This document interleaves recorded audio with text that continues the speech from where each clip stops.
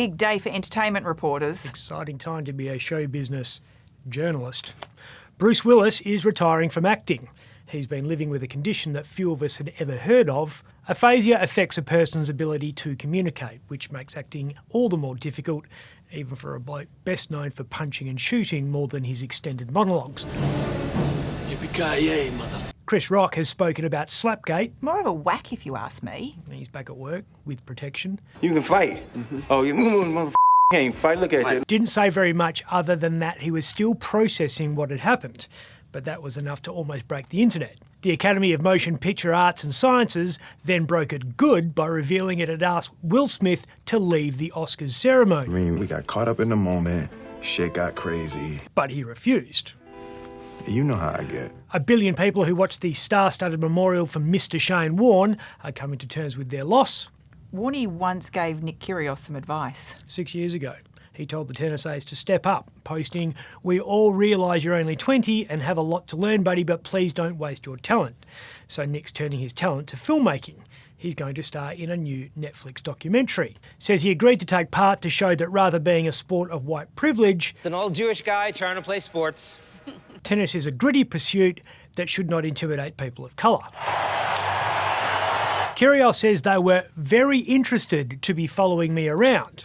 No shit, Nick, it's because you do stuff like this. It slipped out of my head.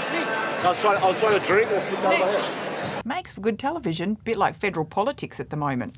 Normally, federal politics is like this. Boring. But every now and again, you get something like this. In my public life, I have met ruthless people.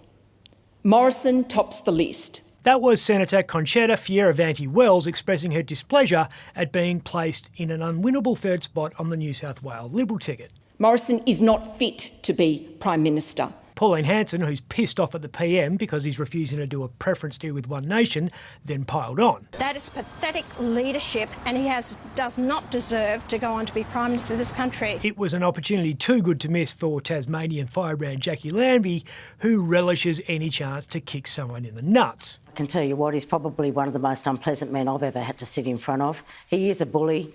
He is intimidating, and that's the truth of the matter. Bit of a distraction for the PM. Well, Morrison should be using this period to sell his budget, but the news cycle's been hijacked, which is a big problem this close to an election being called. Yeah, well, Anthony Albanese knows how that feels. Poor old Albo. It's always tough to get airtime for your budget reply speech, but it's impossible when you deliver it 2 hours after the President of Ukraine makes an address to the Australian Parliament. "We're dying, please send weapons" was always going to be a more powerful soundbite than this. I see infrastructure as a sustainable, long-term investment. Albo needs Mark McGowan. Who loves to play hard to get with everyone. Apparently modern Australian politics' great love affair is dead. Kim Beazley's term as Governor of WA is up in May. Bomber, who was a high-profile Republican, apparently quite enjoys being HRH's representative in WA. He wanted his term extended by a couple more years, which is quite common. But McGowan said no. Denied! I thought McGowan liked Beazley. Not liked. Full-blown, you had me at hello love. You complete me. Mark's infatuation with Kim was one of the reasons he got his nickname Sneakers. It was all you could see of him because he was so far up Bomber's arse. Ouch. He was Kim's campaign manager in 2004, and a year later, Sneakers secretly flew to Sydney to help him oust Mark Latham. That dash to the East Coast pissed off the then Premier, Jeff Gallop, the owner of another arse that Sneakers liked to crawl into. "I realise Mark McGowan is a good friend and supporter of Kim Beazley, but I had no idea he had taken leave and was helping Mr Beazley's campaign for the federal ALP leadership," Gallop said at the time. And he also pointed out there was the small matter of the WA election about to be called, so maybe Mark had more important things to do than act as Beazley's driver, personal assistant and media secretary, all while working out of his Commonwealth Parliamentary office in Perth.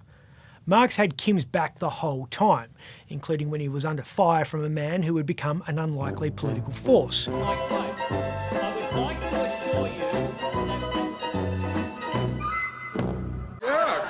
In 2012, when Beazley was US ambassador and Mark was elected Labor leader, Bomber was backing his buddy, saying, "If any man is criticised for devotion to me, then I'll defend him until hell freezes over."